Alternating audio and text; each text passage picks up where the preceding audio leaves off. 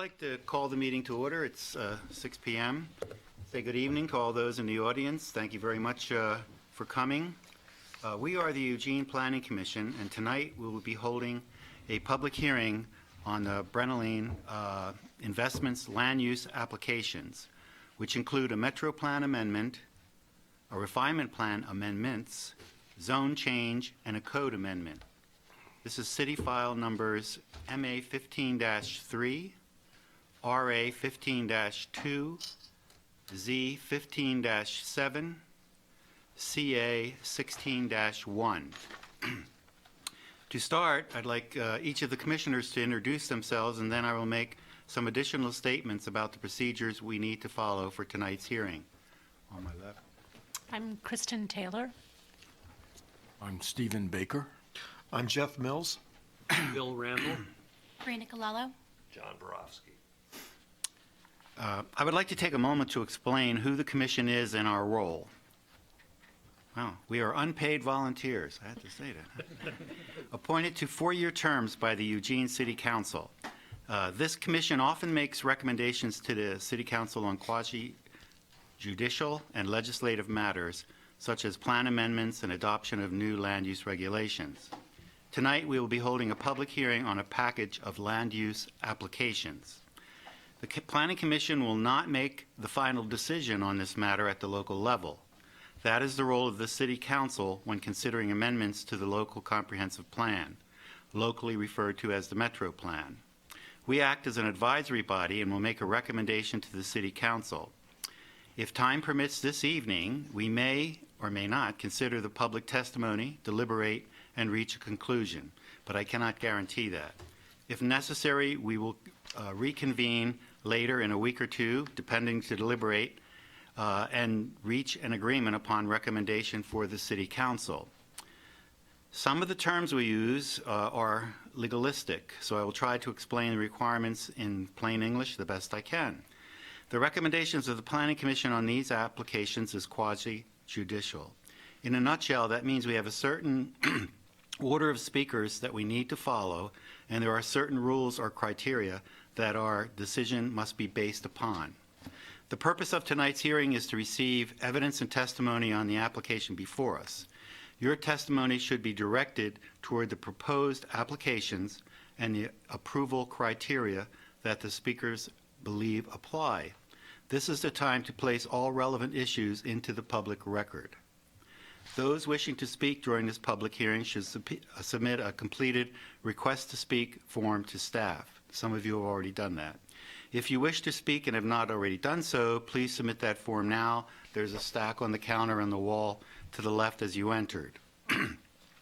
Once the public hearing is open, speakers will be called in the following order: the applicant and those in support of the application, those with a neutral position, and those opposed to the application.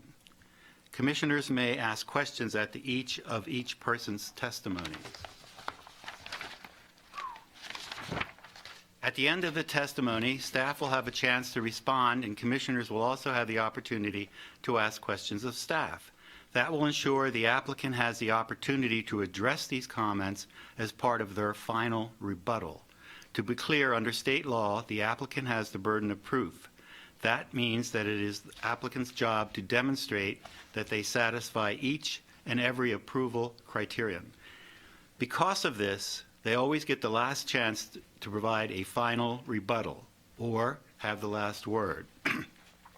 I want to remind everyone that the failure to raise an issue with sufficient specificity to allow the Planning Commission and parties to respond will preclude further appeal on that issue. In other words, now is your opportunity to raise issues as clearly as you can so that the city and other parties involved in this case can address them. Lastly, before we begin, the Eugene Code requires the Planning Commission disclose any conflicts of interest, ex parte contacts, biases, or abstentions. In a quasi-judicial procedure like this one, the parties are entitled to an impartial or neutral decision maker. To ensure this fair consideration, the rules attempt to limit ex parte contacts or communications between a party and decision maker outside the public hearing process. each planning commission must disclose and describe the substance of any communications they have had about the case outside the public process and any potential conflicts of interest.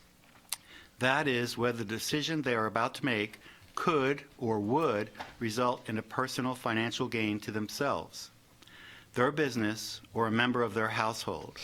A commissioner cannot participate if he or she is biased. That is, for whatever reason, he or she is incapable of rendering an objective decision in this case. At this time, do any commissioners have anything to disclose? Commissioner Borowski. Yes, my name's John Borowski. I do have a personal relationship, friendship with an adjacent landowner. I don't believe that this will interfere with me being able to have an impartial hearing or weighing in impartially. I just wanted to let it be known that I have a friend who owns a piece of property that is adjacent to this. Any other commissioners? Does anyone in the audience or a member of the commissioners wish to challenge the impartiality of any of the planning commissioners? Seeing none. Now staff will provide a brief introduction before we begin testimony. All right. Thank you very much. Good evening, Commission. I'll just run through briefly some of the high-level things in the staff report. As you heard from the chair, we're looking at 4 different land use applications this evening: a metro plan diagram amendment, a refinement plan amendment to the land use designation there, as well as a policy text amendment, a zone change, and then a code amendment to the Eugene land use code corresponding to that text amendment. So the site itself is in the River Road neighborhood or community, located generally at the intersection of North Park and Maxwell Road.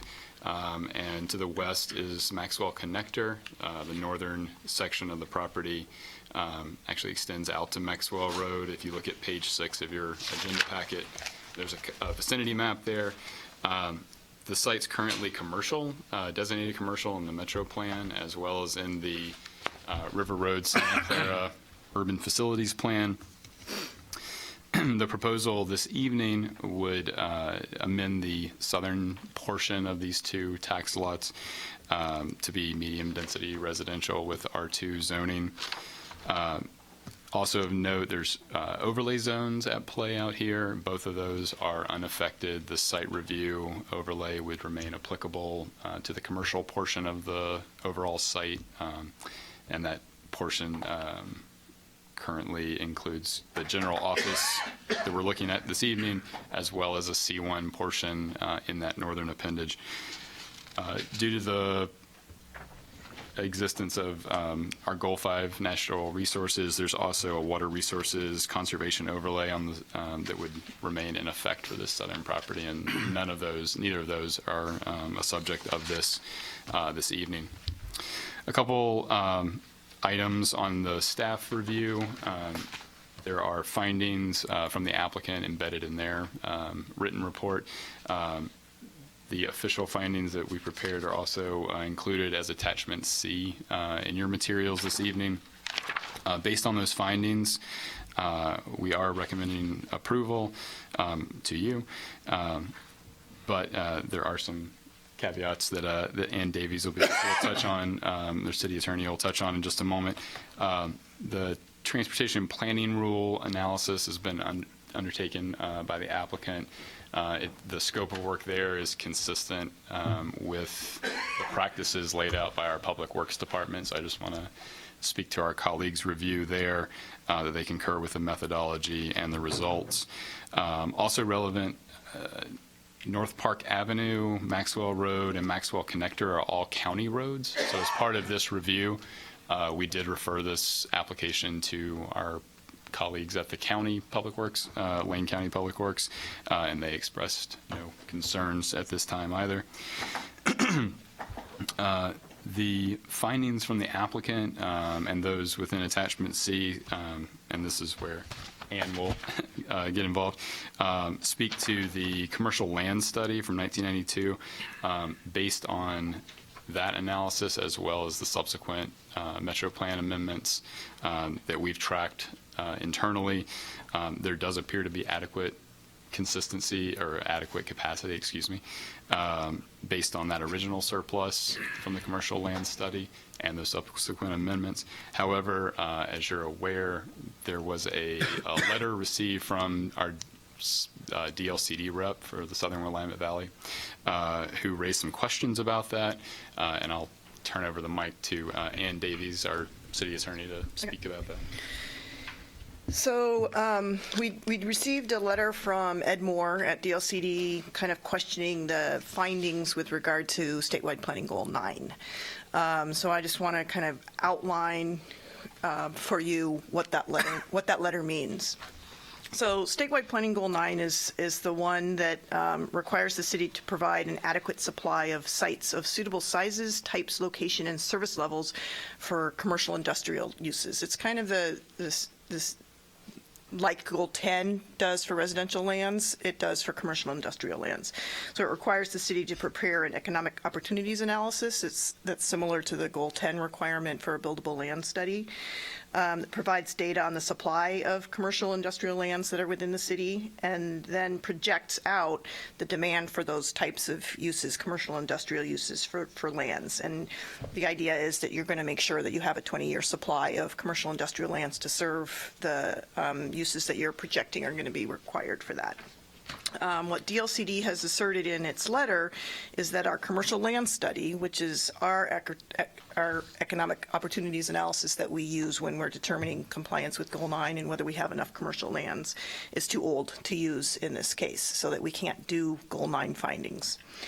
We're losing, I think, 7.19 commercial acres of land, and what DLCD is saying, the study that you're using is a 1992 study, and the planning period ended in 2010, is what DLCD's email suggests.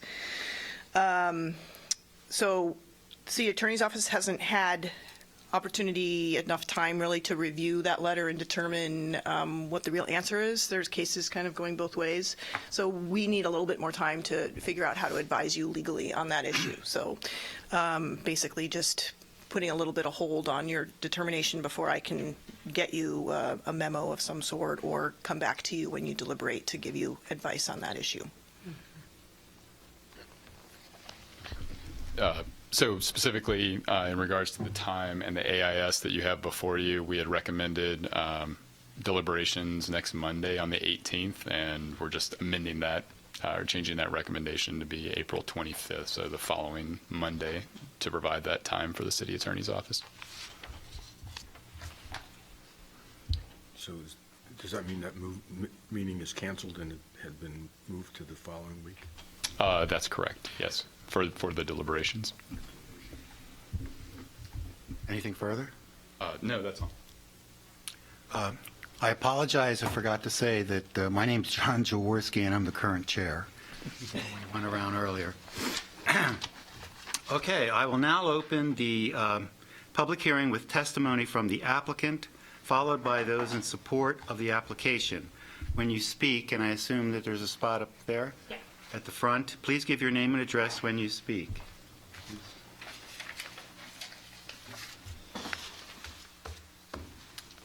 So I have the first person's who's also the applicant's representative. So Carl Mueller, did you want to speak now? Okay, great.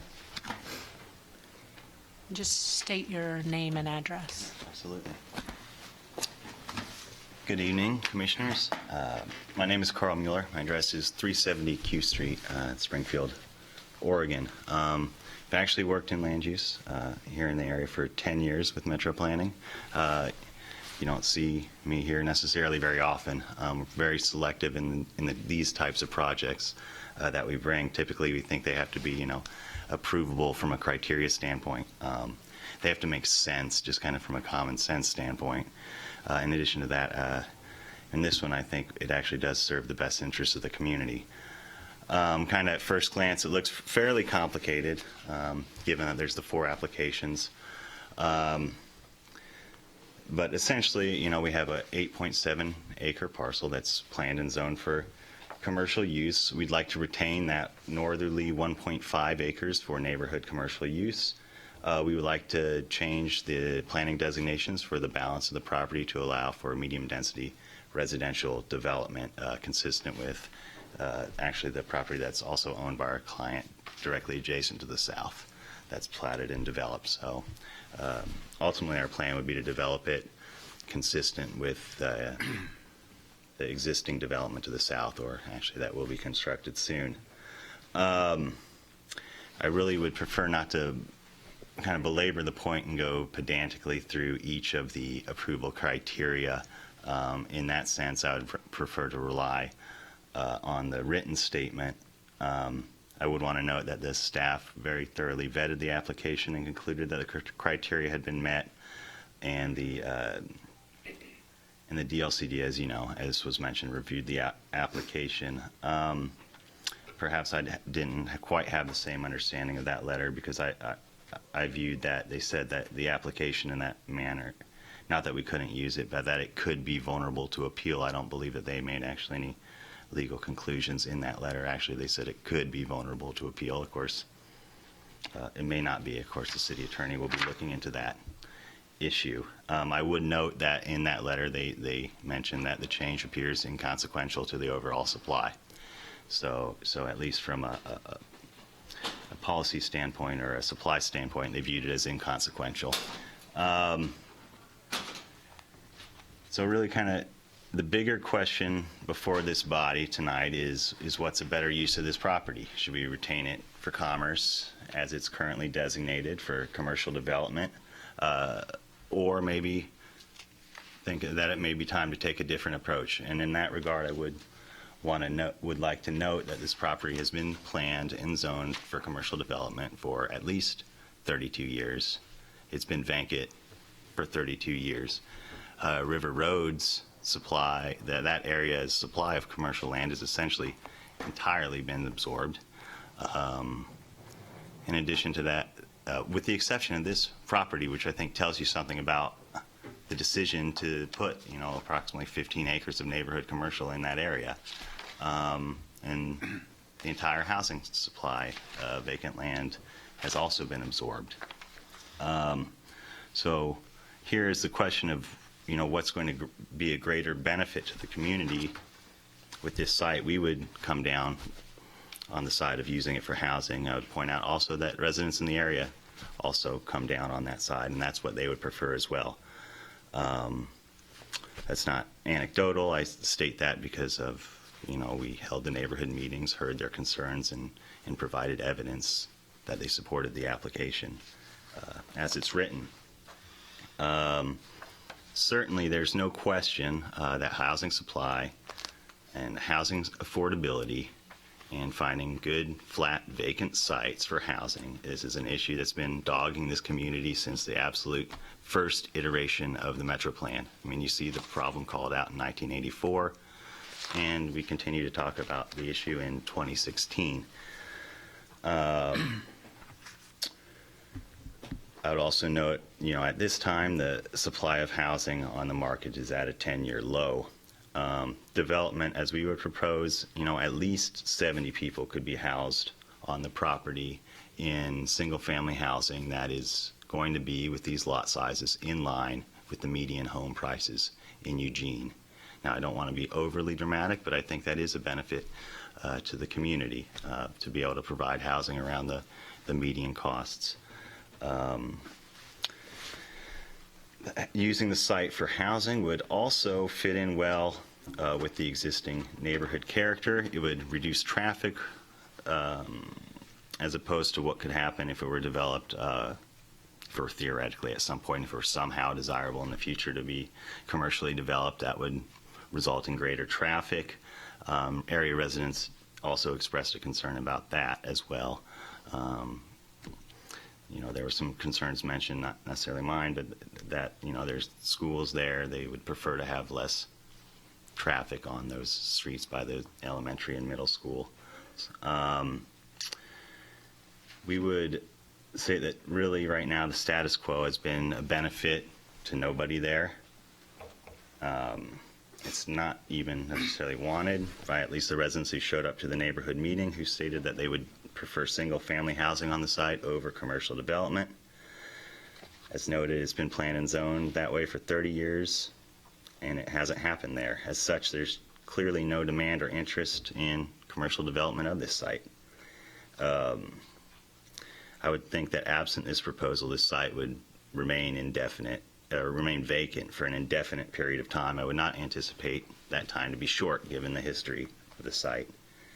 So as we could leave this site vacant, we could, at this time, house residents that are currently finding their costs that are exceeding their gains in income, and we could house some of those people here. So our position is that this application really does ensure that land use supply is being kept in proper correlation to land use needs. I think all the evidence suggests that. As noted, we're not trying to entirely eliminate commercial development in the area. We're reducing the amount that we would have, 1.5 acres. We're still contiguous to the restaurant equipment site of 5 acres. There's still a very substantial amount of neighborhood commercial across the street. The neighborhood market there, the attorney's office, barber shops. I mean, these areas already being served. I mean, the scope of this site, the area, 15 acres, is fairly in excess of really anything you see anywhere else in the city with the neighborhood commercial development. 15 acres is a massive, would be a massive neighborhood commercial development. And when I say that, of course, I mean the whole area. This site is, of course, only 8 acres. And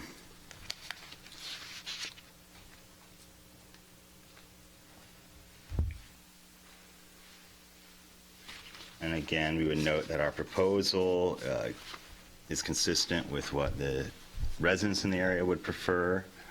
I know we sought to work cooperatively with them during this process. For example, this 1.5 acres of neighborhood commercial, initially we would have preferred to change that to community commercial, just because it would make it more, in our view, more likely to develop, create greater value. The neighbors expressed concern over maybe some of the height of the development that could be allowed, some of the scope of the development that could be allowed, and through our meetings with them, we decided to go ahead and withdraw that portion of the application and retain it as neighborhood commercial. I think the bottom line with this application is it's just offering a choice between slightly reducing what's a demonstrated surplus of commercial land, but still maintaining a surplus and helping me to demonstrate an important need for housing, or just kind of maintaining the status quo where really no one is being benefited. The proposals is a much better use of the site than the current planning designation. In our view, it should be approved. That would conclude at least the prepared portion of my testimony. I'd be happy, of course, to try to clarify any questions that you have or answer any concerns that you may have as well. Thanks. Do any commissioners have any questions of the applicant? Commissioner Borowski. Yeah, and let me go to my notes here just for a moment. In your application, under the summary arguments for your proposal, one of the arguments was the fact that you said access to the commercial section along Maxwell was limited because of basically access management, I think is what it comes down to. There's no curb cuts onto it, so it would be difficult to access it from there. Yet, in the findings, you're saying you want to keep that as neighborhood commercial. Would you propose accessing that off of Park and through a neighborhood development? Or I mean, if we had to, I mean, because we control, that portion, the overall portion. So if we had to, but I mean, the other alternative, of course, would be to pursue a shared access agreement with Valley Restaurant Equipment, and I believe that would be the tack that would be more appropriate. okay. And so that, to me, that was just a little bit confusing, because on one side you were arguing you can't get access to the area without a shared access thing, but yet you're keeping part of it available for commercial. So it's like use this piece of ammunition to make it a positive, but don't use it because it's a negative. So I was a little bit confused about that. I apologize for that. I think it limits the utility of the site, certainly, and, creates an issue for a broader and larger development So as you well. don't think that you can get access off of Maxwell think into it- that 1.5 acres? I think it violates the spacing standards, Okay. is my understanding. Okay. But with the shared access agreement, and Okay. The next question I have is, you mentioned the platted development to the south, and that is the kind of what you're looking at as a template, perhaps, for the development that would go forward.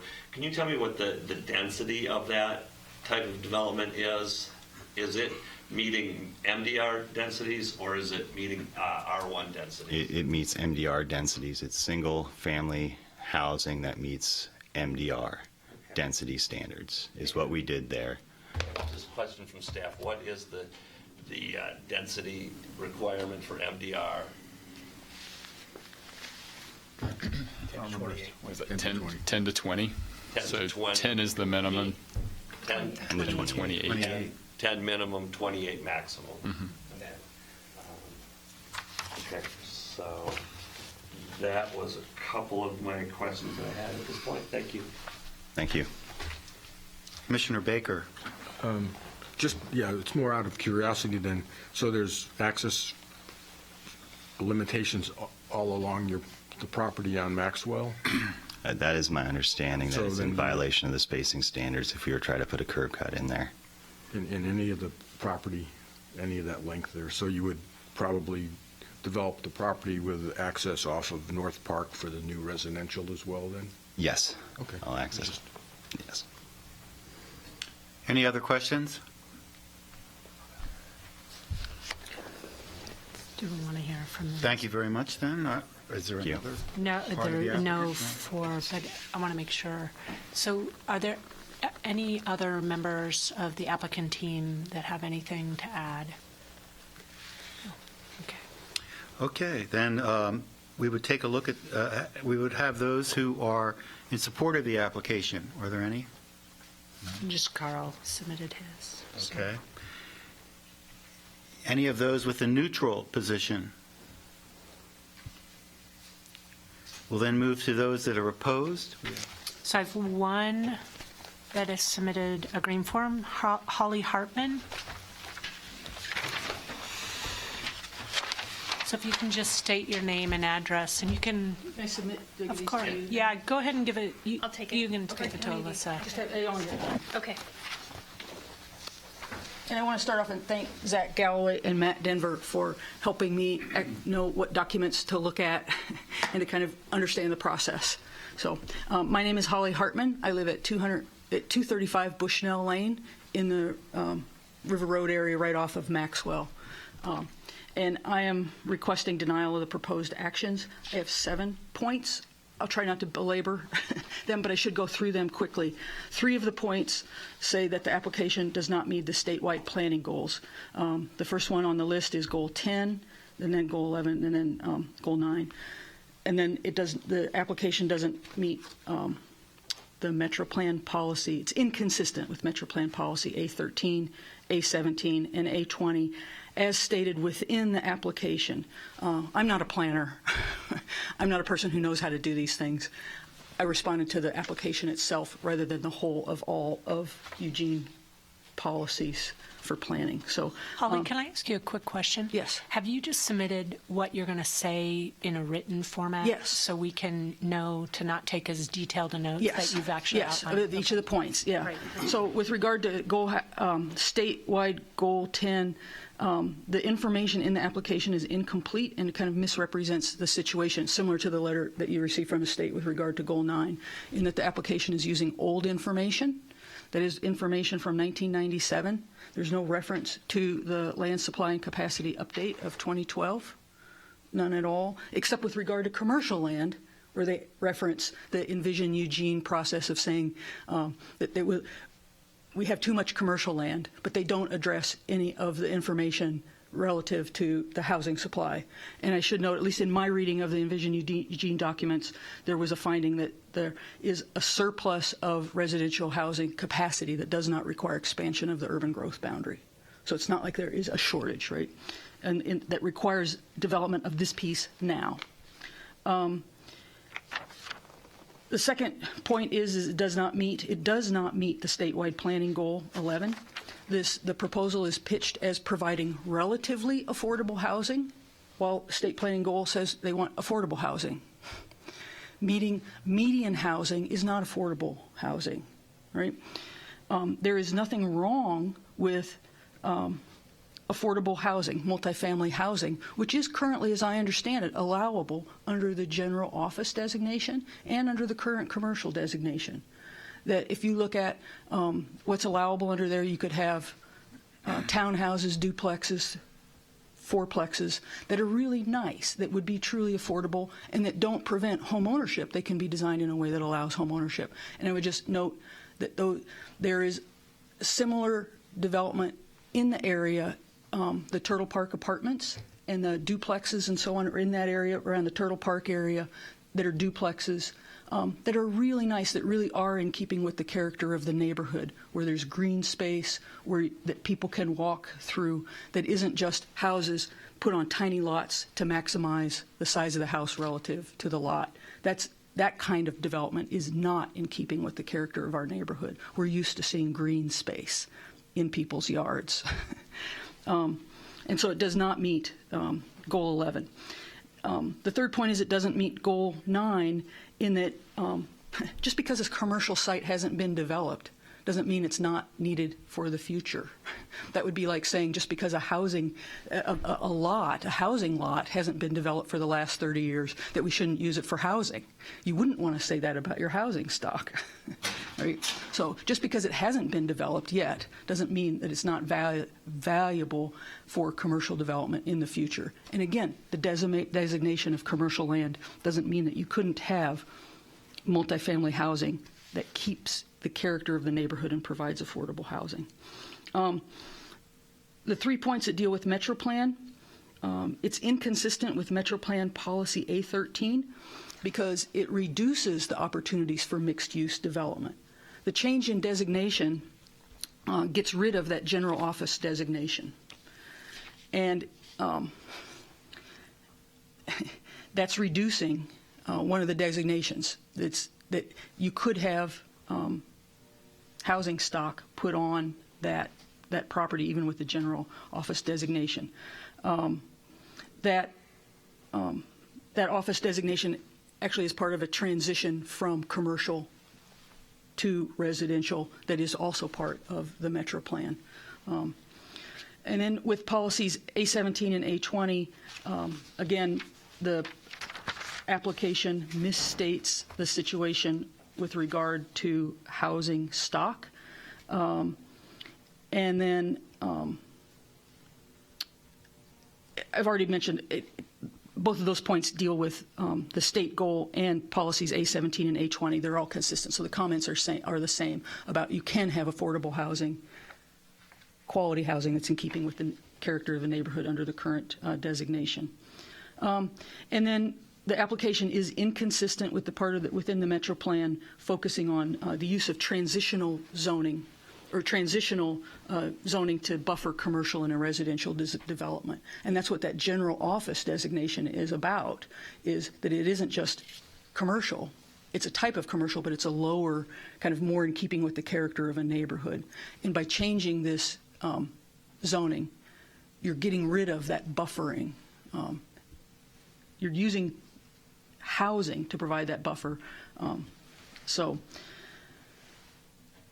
Then the last one is has to do with the refinement plan. And in talking with Zach and Matt, I guess this is under the Santa Clara River Road refinement plan, and looking at the application, they talk about in the application under Section D, their contentions there are that there have been substantial changes in the circumstances at the time the refinement plan was adopted. And that's the only condition under which this refinement plan can be changed according to Eugene Code, is that there's a whole list of things in the application, and the only one that they possibly meet for changing the refinement plan is that last one about there have been changes in circumstances in a substantial manner not anticipated at the time that the refinement plan was put into place. And my contention, that's just a contention. Just because a commercial property hasn't been developed already doesn't mean that it doesn't have value still as commercial property. And I think this letter from the state kind of reflects that. So that's my 7 points. I'm requesting that the proposal be denied, and that any further review should explicitly address the most recent housing and commercial land inventories that have been undertaken as part of the Envision Eugene process, as well as the principles and policies developed under that process. The applicant is free to develop under the general office and commercial designations right now to provide housing, and in fact that would provide more affordable housing, or they're able to sell the parcel to others that have a greater capacity or community vision for that land. The current designations can provide increased housing stock, increased metropolitan and subregion diversity of housing stock. It can provide increasing affordability of housing stock, and do all of that while it's maintaining the character of the neighborhood and the transition between residential and commercial land. There is no need to change all of the things that they're requesting.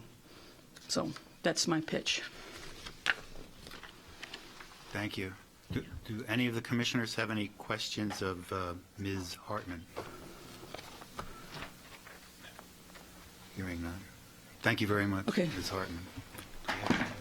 Yeah, there are no others. All right, as I have it, we do not have any others to speak at this time.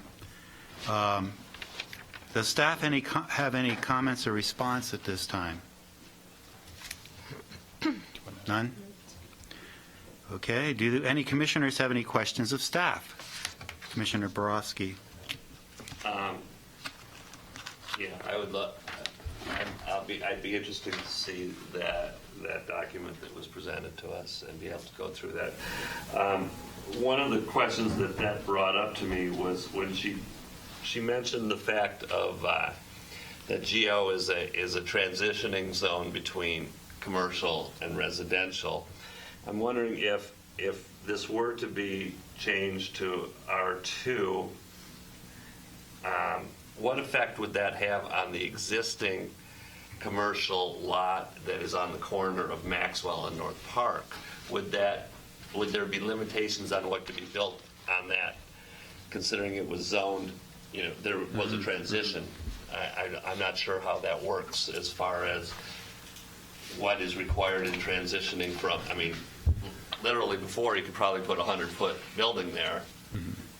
Would that not be allowed next to a MDR zoned land? It's not that it wouldn't be allowed. It's just that there'd be different development standards at play adjacent to a residential structure than commercial to commercial. What those are specifically, I couldn't answer off the top of my head, but those would only be invoked at the time of a full redevelopment of the site. Okay, so I guess in the deliberation phases, it would be nice for me to know what impacts that would have on the other properties that are adjacent to this. If we're approving a zone change that's going to have impacts on another piece of property, positively or negatively, it would be nice to know what those impacts would be. Are there any other commissioners that might have questions of Commissioner Nicolello, followed by Commissioner Taylor, and then Commissioner Baker? So my questions are actually related to the public comment from DLCD, and I hope that they could be answered in the memo that the City Attorney's Office will be generating. So my first question, and I have 4, if everyone will bear with me. So my first question is actually the usage of the word recent in Oregon Administrative Rule, Chapter 660, Section 0090010 4A, and the relationship of this to the planning horizon for the CLA. And I do have this written down, so I will send that afterwards. My second question is, if we applied an unadopted criterion as grounds to deny or delay the application, such as that as an updated comprehensive lands assessment must be available, would that mean that we are limiting our review to outside the adopted approval criteria? My second question is, if, and this was based on Lane Cake versus City of Tangent, when a local government lacks a usable inventory, can the applicant provide that information and amend the comprehensive plan concurrently, especially if there is no basis for public need because of the expired planning horizon? And then finally, based on Luba Case Benchmark Enterprises v. City of Staten, would denying this application on the basis of a lack of an updated commercial lands assessment constitute a de facto moratorium pursuant to the moratorium statutes in ORS 1972541B? And essentially what I mean by that is, unless the city intends to formally put a moratorium on, frankly, any foreseeable land actions that concern commercial land assessments, then can we really delay an action on this individual application under the recommendations from DLCD and their public comments? Can I make sure that you're going to get all that in writing for us? Oh, it's in writing. Okay. Yeah, no worries. Okay, thanks. Thank you. Well, when there were questions of staff, I take it that you're not going to answer it this time. No, I think that she This she is was for clear that it inclusion in was the memo. Yep, okay. I have Commissioner Taylor. So I have a question that's going to jump us ahead, but I just would love if staff can do some thinking before deliberations on the proposed amended policy for the refinement plan. So if you could just take a look at that policy, it's, I just think there is one of my concerns, because it's very, very specific, line constituting the limit of the depth of the commercial designation in the sub-area south of Maxwell Road shall be a line parallel to and 397 feet from the center line of Maxwell Road. So one of my concerns is that it's fairly static. So if the center line of Maxwell Road, for instance, changes, then that policy then needs to be amended. So is there a way we can come up with some language that is can move more freely, like based on, you can use other policy examples, like tax lots. I know this is split zoned, but I would just love for you to think about it a little bit and see if we can maybe come up with language that, and maybe this is fine, but I just... Could you cite the page of the AIS? Yeah, it's page, on the PC agenda, it's page 21. Yes, we can certainly look into some way that remains pertinent to this application and then flexible going forward. Yeah, thank you. Can I add one more Sure. item? I just also wanted to mention or ask staff two questions. One has to do with these maps that were included in the AIS, just to clarify that these maps that actually have designations with tax lots on them, just how should we consider these? It's going back to, are these just reference items that aren't specific to the Metro Plan because it's not actually the blob map?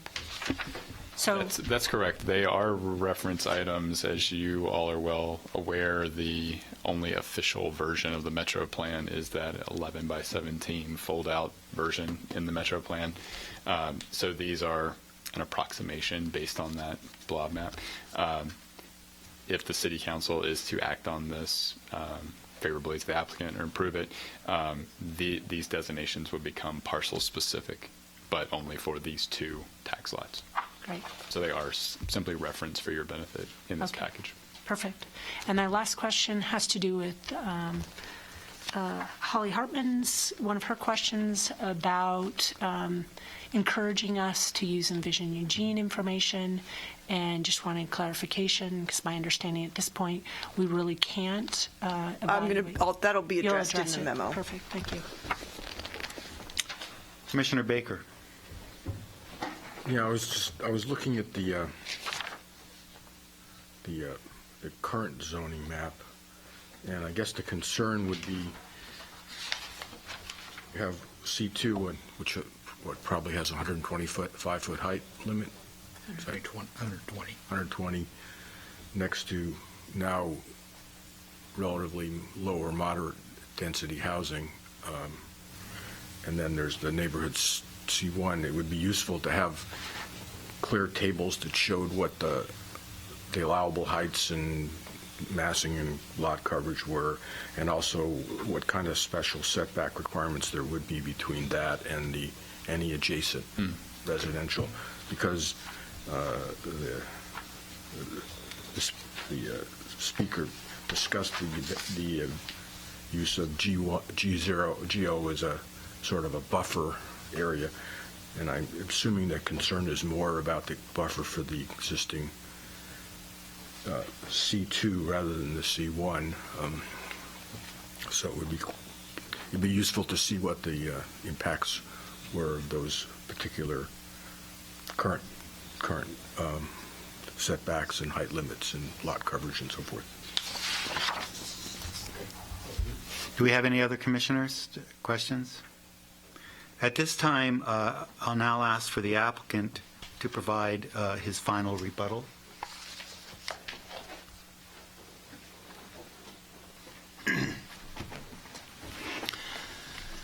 Yes, of course. Yes, it too probably would have been beneficial for me to have been able to review those 7 points in writing as well, so I'm going to do as best I can. First of all, to the question of why we didn't use the Envision Eugene information is because we are not permitted to do.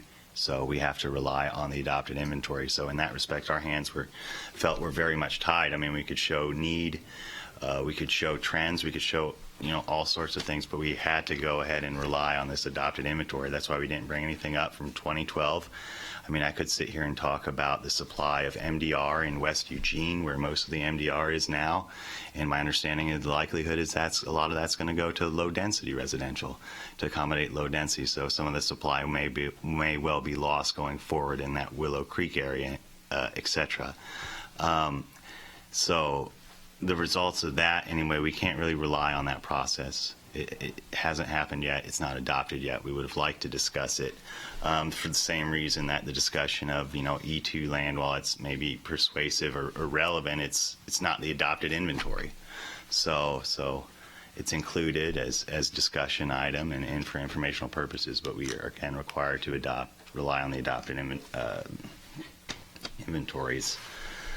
With regard to the assertion that we're in violation of the Metro Plan by providing medium-density housing, I would just object to that characterization. The Metro Plan directs the body to provide sufficient sites for all housing types and tenures. This is one of the housing types and tenures, and certainly we're trying to do, in our view, the best we can to accommodate increased density while at the same time the desire for most people to have single-family housing. So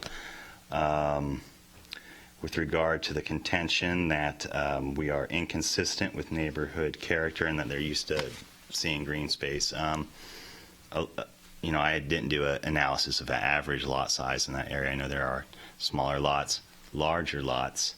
What I would say is, again, we're trying to do the best we can to accommodate increased density and also maintain natural resources on the side. If you look at the way we platted the development to the south, we essentially preserved every single tree in that area.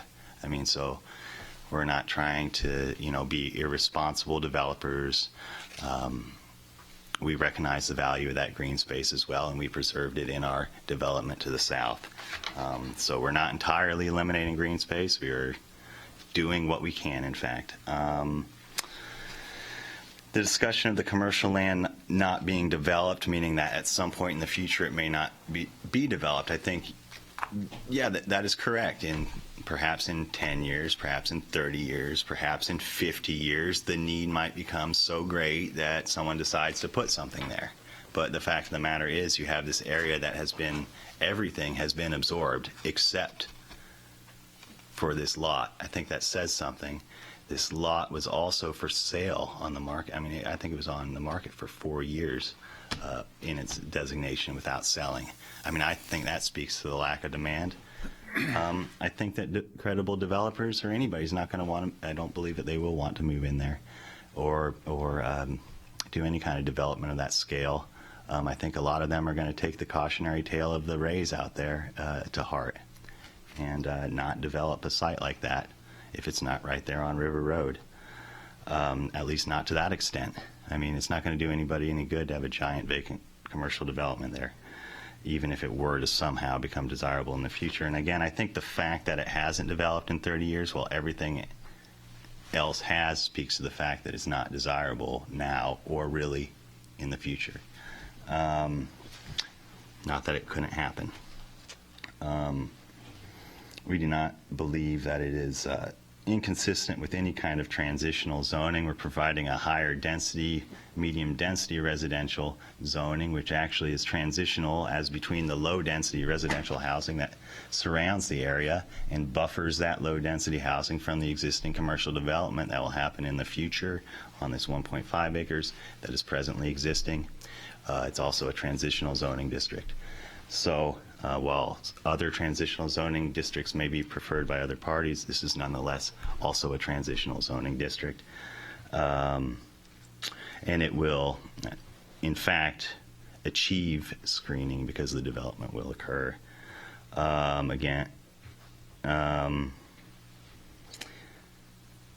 And this, with regard to our language regarding the center line, we're really seeking to find something that was not likely to move, and the point is well taken. I mean, initially, there were some thoughts we're trying to get contiguous, be at the same depth as the lot that we're directly adjacent to. So we're looking for, but it would certainly be within our capacities to find a monument and draft a legal that and approach it that way as well.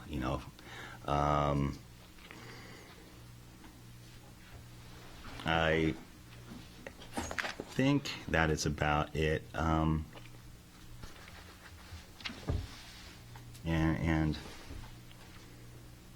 yeah, I do. I think that the GO, though, I think the height actually in GO, I think you can go pretty high as well. And I think that's similar, I think, to the C2 zone. It was just something that had come up. So I think the max height is 120 or 130 feet or something like that, now that it's likely. Mm-hmm. If that's incorrect, then my apologies. But, so, would prefer not to end on an error, but so it goes. Do any of the commissioners have any final questions of the applicant? Hearing none, thank you very much. I'd like to remind everyone that as you... I do not have a question for the applicant, but I sorry. do have a question for staff. Okay. I know you've already closed that opportunity, but It's only a script. We can, I'm sorry, but I don't know if now would be the time, or I can mention it now or later, John. go ahead. I think you're fine asking questions Yes. of staff. Okay, this is just a request. Would it be possible to get some examples of other recent refinement plan amendments that have gone through or been considered by the city? I'd like to see some other examples, please. Okay. What kind of things, because I'm, got a few little alarm bell, everything, that's the only area here that I have an alarm bell going off on. So I'd like to see other examples where we've done this.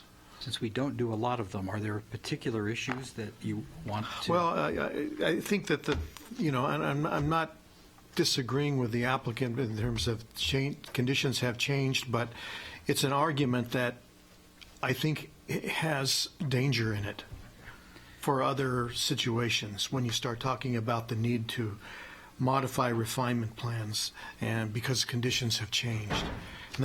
And so that's a concern I have that I'd like to discuss That's further. important because, just so you know, that refinement plan amendments, if they're a standalone application, those criteria you talk about are going to be kind of front and center. But if it's a metro plan amendment and a refinement plan amendment that only amend the map designation, then that refinement plan is actually an automatic change. No, I understand And so that. our family of choices to get at that question is going to be pretty limited. Okay. Just so you know, there aren't a lot of text amendments that we see in refinement plans. We're going to have to go back a ways to find even. Well, that's the kind of discussion I'd like to just carry out a little bit more, Steve, to make sure we're all Sure. clear. I just on want to make that. sure we're getting the right. Now, that's all I'm worried about, you know. So you can see those. Refinement plans have a very high value to a lot of people, and so we have to be very careful about how we go about changing them. And I understand the relationship between the metro plan and I refinement just want to make plans. sure we get relevant ones for you. Yeah, I think just to give you a feel for what I'm looking at and what my concern is, that's what I'd like to see talked about. Yep. Thank you. Any other commissioners that might want to have a question for Commissioner Borowski? I guess mine is just a comment to the rest of the commissioners. For me, it would be helpful if you could raise some of your concerns or thoughts or things that you're looking at in this application, so that I can also look. It's a thick application, and there's a lot of things that I can pick out, but my eye may not be the same eye as you have. So that when it comes time to deliberation, if there's something that you see that, I think this needs to be looked at a little bit more, if you know that tonight and could raise it so that I can go in when I'm looking at it as well and not be at the deliberations time trying to scramble to find that page and look at it and be with it. That would be helpful to me in the deliberation process. So are there any other commissioners that wish to raise something now? Commissioner Randall? I can respond to Commissioner Borowski's question as far as the things that I'll be looking at. I know as I read through this, I think the things that jumped out at me, both in what we received in our packets as well as in the testimony tonight, really boil down to two main issues. One is the DLCD letter and what that means and how that affects our decision. And then the other is just the difference that the setbacks and heights might have on that existing C2 property there, going from GO to R2, what that does to the C2 property. I'm not as concerned about the MDR property because they're going into it with their eyes open on that, but just if that might affect the C2 property at all. So those would be the two things that I'll be looking at probably in the most detail. Thank you. All right. Commissioner Baker? Yeah, I was going to reiterate too the same thing, that obviously the concern is more the C2 property, because the existing zoning has has a C1 property which doesn't change.